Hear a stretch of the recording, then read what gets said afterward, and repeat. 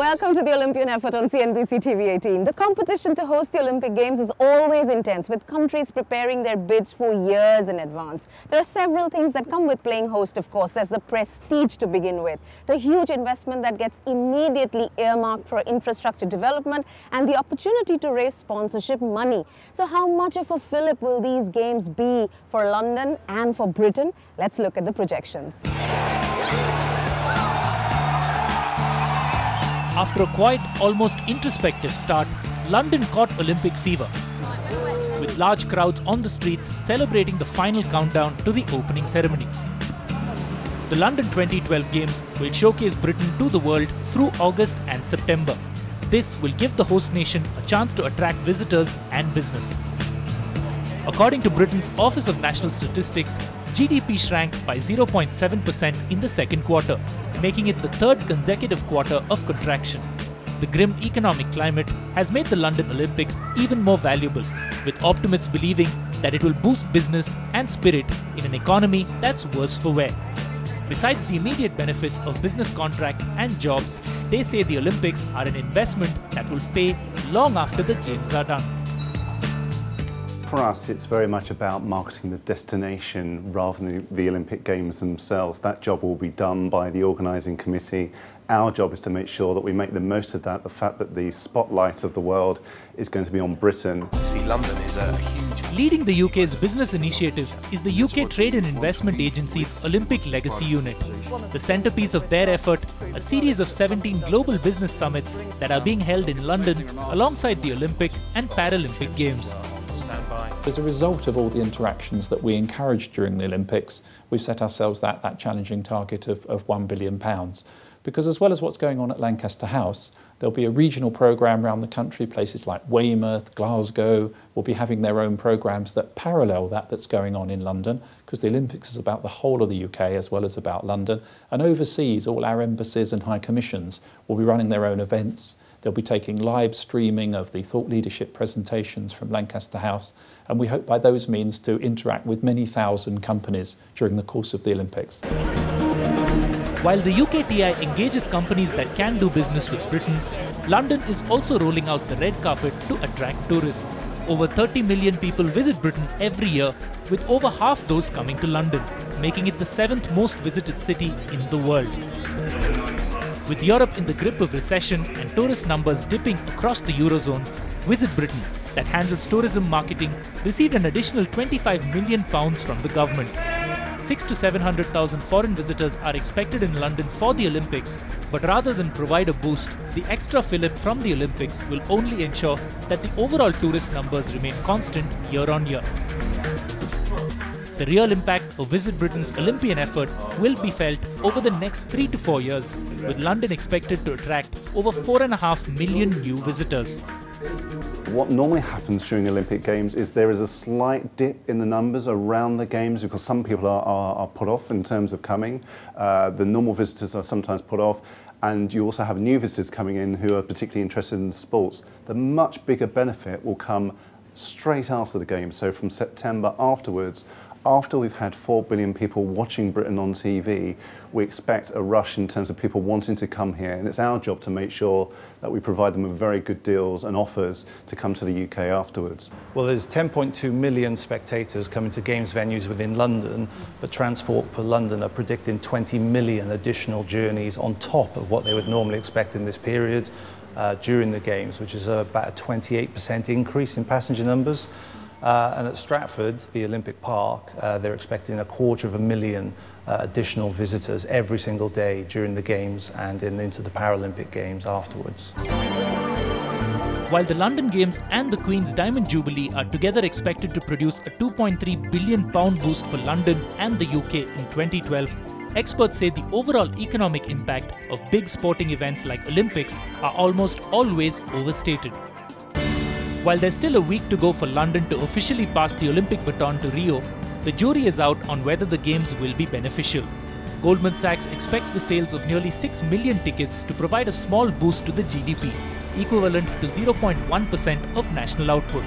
And though Goldman Sachs is pegging the British government's expected £13 billion yield from the Games an underestimate, only time will tell if London's Olympic redevelopment dreams come true. Mixed reactions there to the benefits these games will bring to London and to Britain. Ahead on the show, how different will these Olympics be from the last one in Beijing and some of the more recent ones. We'll be back in just a bit. 4 billion people are going to be, in one way or another, watching the London Games. In 2008, for the Beijing Games, China pulled out all stops and is believed to have invested some $40 billion to not just stage the Games, but to showcase its prowess and its brand to the world. In London, not only is the political context different, the city is an international financial hub, already high up on the tourist map, and Britain's history is very different from China. So what will these Olympics mean to brand Britain? Let's find out. In 2008, with weeks to go for the start of the Beijing Olympics, clouds of controversy hung over the city, quite literally. The blanket of smog covering Beijing was a matter of concern. The single-party states clamped down on the internet generated furious debates. And China's ambitious plans to knock the United States off the top of the medal tally was widely regarded as a pipe dream. But on the auspicious Chinese date of 08/08/08, most naysayers had to eat their words. The spectacle and execution of the opening ceremony at the Bird's Nest set the tone for the entire event. And Beijing's rumoured $40 billion preparations shone through to create an Olympic success. I think the execution is absolutely brilliant. It's clockwork to this thing. I think if you look at the management of this whole Olympic stadium and the space is very good. Third, I would take a marketing lesson. You have stadiums and stadiums in every Olympics, but look at the way they have concepted the stadium. Now that's the Bird's Nest. Okay, I'm told 45,000 tons of steel were used for that. Now, I can't remember a stadium from any other Olympics, but I will always remember the Bird's Nest. That's the water cube. I always thought of swimming as a place where, you just went and swam, but they've given it a concept. So I think that's something which they've done exceedingly well. I think on that Friday night, perception caught up with reality. And what we saw on that Friday night was really the scale and power of the Chinese brand and the fact that it really is now one of the top 2 superpowers. 4 years later, a celebration of British history welcomed the world to the London Games. In front of 80,000 spectators and VIPs, women in smocks and bonnets shepherded sheep, geese and cows on landscape grass in Shakespeare's Isles of Wonder. Whimsical with dashes of subversive humour that at times connected only with the locals, the opening ceremony's mix of live action and video clips was clearly the brainchild of a filmmaker. In this case, Oscar winner Danny Boyle. Almost 5 hours long, the opening ceremony attracted nearly 23 million viewers in the United Kingdom and a record-breaking 40.7 million in the United States. Locog estimates a global viewership of nearly 1 billion. 38 million people visited the London 2012 website and more than 800,000 tweets were generated using the London 2012 hashtag. Reaction to the $42 million showcase event was overwhelmingly positive. I remember Martin Sorrell talking to us in Beijing, and he says that where China was concerned, the world's perception caught up with China's reality. What is it that you would like these games to do for Great Britain or the UK? All global cities need events that draw attention to the city, to the way the people live in that city, the confidence, the modern setting, the history, the traditions. That will do this for London. 4 billion people are going to be, in one way or another, watching the London Games. Whether they're watching them, sharing them in social media, actually being there. It's an extraordinary opportunity for a city to just explain to people what it's about, what its hinterland is. And, London's an extraordinary city. I can say that. I was born there, I was brought up there. We have 300 different communities, 200 different languages spoken. So the diversity is something that you think will get communicated? I know it will be, because the way our communities celebrate is in a very diverse, inclusive way. Locog's stated ambition was to deliver an Olympic Games that would showcase not just sport, but also celebrate Britain's cultural diversity. But even as the Games came to town, Britain's coalition government was looking at clamping down on net immigration. Already, it's become tougher to study and get relatives to visit Britain. No, it shouldn't do. We want to encourage many people to come and live here, work here, and be part of the infrastructure of this country. I did, and I've stayed for almost 45 years, and we want to encourage more people to come as students, to come and work, and to be part of the great London experience. Yes, it's ironic, really. London is a fantastically multi-ethnic city. About a third of the people here are foreign-born, and the city works because for a long time it's been open to foreign talent. But you do have a government which, at the same time as it's saying that the Games is something that wants to project an international image of Britain, you have a government who is saying they want to cut down on immigration massively. And not just on people coming here to work, but even people coming here to study, which is insane because our universities are one of our biggest and best export industries. It's as if we were to say to Rolls-Royce, you've got to cut the number of jet engines you can sell to foreigners. In 2008, China didn't just win a gold for hosting the Olympics. It also picked up the most number of golds in the Games, 51, pipping the United States to the top of the Olympic medal tally and reaffirming its dominance in world sport. 1 week into the London Games, as of 3rd August, that competition remains stronger than ever. China and the United States are currently vying for the top spot with just 1 gold medal separating the two. As host nation, Team GB's performance will be linked to how the London Games are evaluated. The nation expects to improve on its top 4 finish in Beijing and as of 3rd August is ranked 4th with 8 gold medals. If British athletes or Team GB does well and improves its position on the medals tally from the number 4 that it was in Beijing, the biggest impact the Olympics will have will be on the British public. Between the Millie Dowler and News of the World phone hacking scandal to the riots last year, the LIBOR scandal and tough living conditions, this society needs a morale boost. Coming up after the break on the Olympian effort, a man who knows a thing or two about the Olympics, marketing and the economy. Actually, from a sponsorship and promotion point of view, I think the event actually has done better than we forecast that 750 billion will be.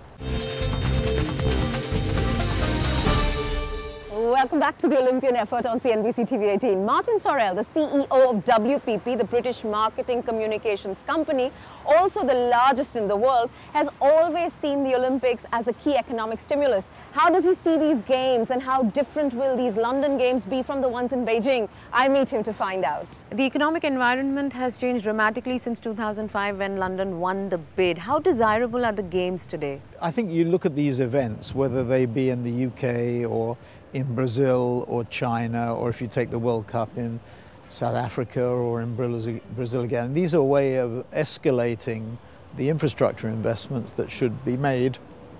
And if you look at the basis of the presentation that Seb Coe and the team that put that presentation together, they talked about 2 things really. One was regeneration. Yeah. The legacy of the Games, and the other one was the importance of youth and youth participation, not just because of athleticism but because of health, etc., and dealing with all the issues that we're well aware of with aging populations. So I think that the basic background to it was very strong, and those 2 things are just as pertinent today as they were in 2005 or 2006. Obviously, the economic situation has become quite difficult, but interestingly, our projection of the sponsorship budgets was around £750 million, and it's come out at more than that. So actually, from a sponsorship and promotion point of view, I think the event actually has done better than we forecast that 750 billion will be. In Beijing during the Olympic Games, you said that it was a chance for the world's perception of China to catch up with China's reality. Yes. What do you think that the London 2012 Olympic Games will do for London and for Britain as brands? Certainly there's the infrastructure investment, certainly there's the regeneration of East London, certainly there's the legacy, certainly there's the impact on youth, certainly there's the impact on sporting activity by younger people. So that's one set of things. The other thing I think is that the government, we're going to be participating in the initiative by the government to stimulate interest in investment and trade in the UK. And I hope what will happen is that people will look at Britain in a different way, or maybe in an enhanced way. It's not an emerging market. It's not what we call a faster growing market. It's not like India. It's not going through even though India has softened a bit recently, we're still growing at 9% in the first 5 months of this year in India. So almost twice the rate of GDP growth. But what I hope will happen is that people will see the UK as a land of enhanced opportunity and enhanced progress and more opportunity for investment and development, tourism, both investment externally and investment internally. So the eyes of the world will be on Britain for the next few weeks, not just for the Olympics, but the Paralympics too. And the government is using this as an opportunity to stimulate interest in a number of investment areas. The London Olympics seeks to showcase London as a multiracial, multi-ethnic and multicultural society.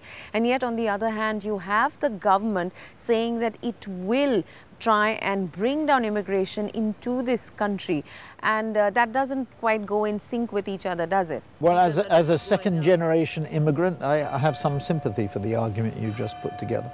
I think the UK's vitality is because of its diversity. America's entrepreneurial energy is because of its immigration. And these immigrants in 1 or 2 generations have built successful companies or lives or academic careers for themselves by being exposed to these vibrant cultures, whether they're on the other side of the Atlantic or this. So I do share, I think the point system would have disqualified my grandparents from actually coming here from Russia or from the Ukraine in 1899. So I'd agree with you. So I think there has to be changes, obviously, not just in the UK, by the way, in the US as well. I mean, what the US does is crazy, and they educate all these people from abroad and then they don't give them visas to stay. So you think that what the Games are trying to project this city and this country to be, and what the government is doing in terms of policies, are contradictory? Well, not specifically in light of the Games, but I think what the government has to do. I mean, the coalition government has tried to reduce the rate of increase in spending to try and balance the budget, which I think is the right thing to do. The other thing they have to do is to implement a policy that gives people hope about the future, given the fact that it have to be a difficult few years whilst we balance the books. So this applies not just to the UK, but to France and Italy and Spain. The Germans have addressed this. The sad thing about politics is that you address the issues, as Chancellor Schroeder did. That's the good news. The bad news is he's not there to see the results, even though Germany has prospered results. So you have to do unpopular things. The thing the government has not done here yet is really implement the policy, one of which is immigration policy, but it's about education, it's about technology, it's about infrastructure, both hard and soft. So you stand by the fact that the Olympics are good business for Britain? Yes, I do believe that. I think these events are good in positioning countries, just like we saw in China, just like we saw in South Africa, not just in the context of South Africa, but Africa as well. And it'll be good for Britain. It's different actually for a mature country as opposed to a faster growing country. I think it's probably easier, to be frank, for a faster growing country such as in India. The Commonwealth Games pose certain challenges, at least for India, in terms of organisation and implementation. I mean, the Olympics project, in terms of a project, is the mother of all pitches. I remember a number of the people that we knew worked were in our industry and worked on the Olympics pitch, and it was the mother of all pitches as they described it. So Martin Sorrell there with his take on the London Olympics. So we hope you enjoyed our programming round the Olympics and the unique perspective we've got you. Do tune in at the end of the Games for one final show of the Olympian effort.